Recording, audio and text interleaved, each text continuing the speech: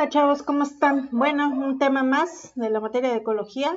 Vamos a ver lo que son los factores ambientales de un ecosistema. Como actividad introductoria, van a tratar de contestar estas dos preguntas de manera previa en su libreta, en su portafolio de evidencias. ¿Cómo está compuesto un ecosistema? Que ya lo vimos en el video anterior. ¿Y qué es un factor biótico y qué es un factor abiótico? Esto nada más para ver que les quede claro y tengan un mejor entendimiento de lo que es este tema. Ahora bien, los factores bióticos son todos los seres vivos que existen en la clasificación de los 5 reinos de Robert Whittaker, ¿no? Lo que son los protistas, las plantas, las bacterias, los hongos, los animales y las plantas, que ya en su ocasión, en primaria, en secundaria, los han de haber visto, analizado, y también en la materia de biología se analizaron un poquito más. Los factores abióticos, a quiere decir sin, bio quiere decir vida, sin vida, son aquellos que pues ayudan de cierta manera a que el ser vivo se pueda desarrollar plenamente o les puede llegar a causar una barrera, un límite para su crecimiento y su reproducción. En este caso, tenemos aquí esta imagen en donde vemos lo que es la energía solar, el viento, la tierra, la lluvia, las piedras, etcétera, etcétera. Son barreras o pueden ser cosas beneficiosas también, dependiendo de la especie. Ahora bien, en la cuestión del primero, podemos ver la humedad. La humedad, obviamente tiene que ver con el agua. Esta nos permite a los seres vivos disolver dentro de nosotros, estoy hablando en general, las sales y los nutrientes que entran a nuestro organismo. Muchos de nosotros estamos formados por un porcentaje bastante alto, en el caso del hombre, de la especie del hombre tiene un 75% de agua. ¿Por qué digo 70-75? Porque en el caso del hombre es 70 y la mujer, como tiene más tejido adiposo, tiene un poquito menos, ¿verdad? De lo que es el agua. Entonces, aquí vemos un ejemplo de un cactus en donde pues entra lo que es un nuevo término para ustedes, que es la tolerancia. Ahorita vamos a definir lo que es el término de tolerancia. Los cactus son plantas suculentas que básicamente tienen la capacidad o la gran capacidad de almacenaje de este líquido. Y una de las características que tienen estas suculentas es vivir en zonas áridas. ¿Por qué?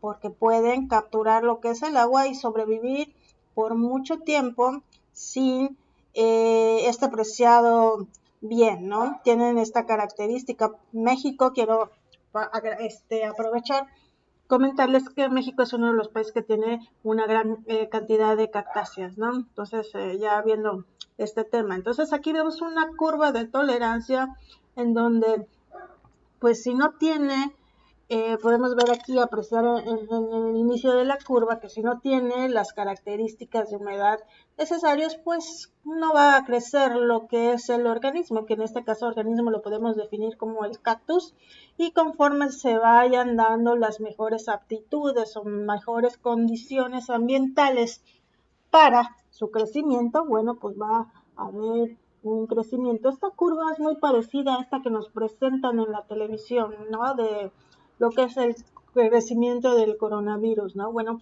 este tipo de herramientas, este tipo de gráficos, la campana de Gauss, básicamente se utiliza en todo crecimiento de todos los seres vivos, que aunque el virus no es un ser vivo en sí, pues se le puede determinar a la enfermedad, ¿no? A la enfermedad que nos está dando con este COVID-19, un crecimiento en forma de campana de Gauss, que en este caso todavía a estas fechas pues todavía estamos como por acá, ¿no? Entonces no hay uno, pero para que vayan viendo la relación que existe entre todos los temas que tienen que ver con biología, medicina, ecología, etcétera, etcétera. Ahora bien, también otro de los factores abióticos es la presión. Presión quiere decir comprimir o apretar. Entonces, la presión es una fuerza que va a ejercer sobre un ser vivo. Esta presión le puede ayudar a desarrollarse o le puede impedir que se desarrolle, que crezca y por lo tanto se reproduzca. Acuérdense que uno de los objetivos principales de cualquier ser vivo es la reproducción, la conservación de la especie. Entonces, si no cumple ese objetivo principal biológico, pues realmente no tiene finalidad tu vida. No estamos en clase de filosofía, no es para analizarlo filosóficamente, pero desde el punto de vista biológico es así. Entonces, uno de los grandes ejemplos, vemos este animalito, su nombre científico es ¿no? Entonces, este animal es un animal conocido como un animal batipielágico. Aquí vemos en esta parte de acá que el océano se divide en diferentes fases o en diferentes zonas. Conforme haya más profundidad, pues va cambiando lo que es el nombre y va cambiando lo que es la flora y la fauna. Tiene que ver por la cuestión de cómo irradia el sol y cómo penetran lo que son los rayos solares para que haya cierto tipo de fauna y flora, y también conforme la presión se vaya dando. Entonces, este animalito de aquí lo podemos encontrar entre la zona batial y la zona abisal. Entonces, vean, tiene ciertas características que no tienen otras especies, ¿no? Por ejemplo, tiene bioluminiscencia y también pues una forma pues muy extraña, ¿no? A diferencia de los animales que conocemos en la parte de hasta arriba. Entonces la presión tiene que ver con el tipo de desarrollo, la evolución de los seres, el crecimiento, de la reproducción, etcétera, etcétera. Entonces, básicamente es eso, ¿no? En cuanto a la tolerancia, ahora ya dimos algunos ejemplos de lo que es la tolerancia. Ahora vamos a definir lo que es la tolerancia. La tolerancia es la existencia y prosperidad de un organismo a partir de la eficiencia o el exceso de un factor. Puede ser la luz, la temperatura, el agua, la salinidad. Y estos conceptos o estos factores los podemos dividir o los podemos clasificar en dos, en esteno y en euri. El esteno son aquellos organismos que tienen márgenes de tolerancia muy pequeños, que tantito se cruza la línea de lo que debe ser, muere. No pueden o tienen la capacidad de sobrevivir más allá de ese límite. Y los euri son aquellos que tienen la capacidad de tolerancia bastante amplia, que puede llegar a cambiar la salinidad, el pH, puede cambiar drásticamente y tienen la capacidad de adaptación bastante amplia. Entonces puede verse una relación de la aplicación de los términos esteno y euri para señalar los márgenes de tolerancia a diversos factores ambientales. Y aquí tenemos un pequeño esquema. Aquí tenemos en esta parte lo que es el factor y aquí tenemos el término que se utiliza en cuanto al factor. Tenemos la temperatura. Aquellos animales estenotermos son aquellos que tienen muy poca tolerancia al cambio de temperaturas. Y tenemos a otros, por ejemplo, los euritermos, que son aquellos que tienen una capacidad muy amplia. Por ejemplo, las arqueobacterias, aquellas bacterias que viven a lo mejor al lado de un volcán que tiene amplias temperaturas, pues tienen la capacidad de soportar estas temperaturas muy amplias, ¿no? En cuanto a la salinidad, tenemos a los estenoalinos, que son aquellos que tienen poca tolerancia a los cambios de salinidad, y los eurialinos son aquellos que tienen una amplia tolerancia, ¿no? Ahorita vamos a ver algunos ejemplos. En el caso del agua, estenohídrico y eurihídrico. Entonces, lo que quiero aquí con esta diapositiva es que ustedes aprecien estos dos términos. ¿Qué es lo que significa uno? Poco tolerancia y el otro mucha tolerancia a. Entonces, aquí vemos aquellos que tienen poca tolerancia a la salinidad. En este caso vamos a repasar cuáles son. Son los estenoalinos, ¿no? Este pececillo naranja, que es el pececillo japonés, tiene poca capacidad para tolerar cambios en su salinidad. Y estos otros, ¿sí?, tienen una amplia capacidad para los cambios de salinidad. Entonces vamos a repasar otra vez aquí. ¿Cómo se le llama eso? Se le llama eurialinos. Aquí tenemos otro ejemplo. euritérmicos. ¿Qué quiere decir el término euritérmicos? Euri quiere decir que tiene una amplia tolerancia. Los camellos son conocidos por almacenar aquí en sus jorobas lo que es el agua y caminar amplias extensiones en el desierto y no se mueren. Entonces, son euritérmicos, tienen una amplia capacidad de soportar cambios de temperatura. Y estos, los pingüinitos, bueno, son esteno, que quiere decir tienen poca capacidad de soportar cambios térmicos. Si tú te traes un animalito de esos como para aquí a Cancún, seguramente se te va a morir muy pronto, ¿no?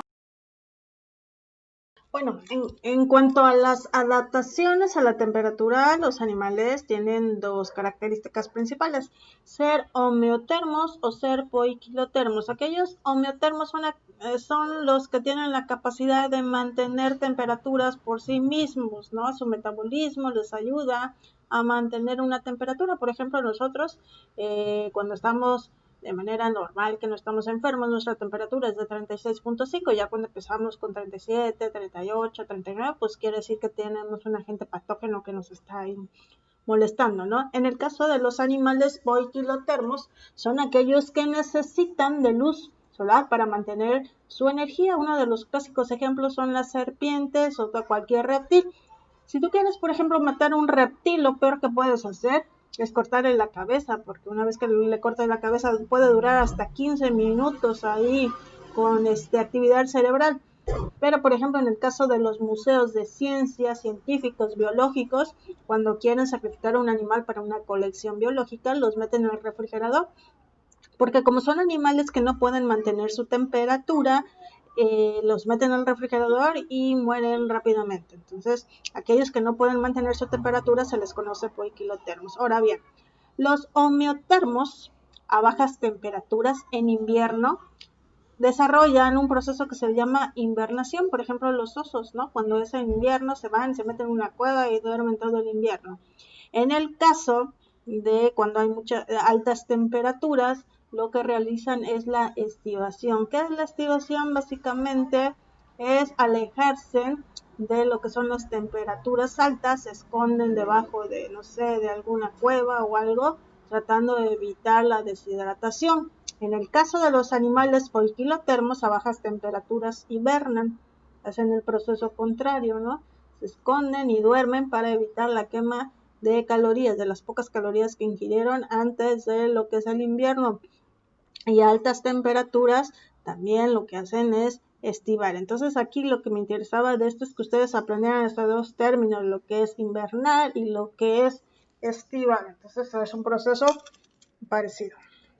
Ahora bien, las relaciones que existen de estos seres vivos que tienen que ver con el biotopo, la parte de la relación de la vida con la parte no viva, se desarrolla o ha sido desarrollada dos teorías a partir de esto. La primera teoría se le conoce como ley del mínimo de Liebig.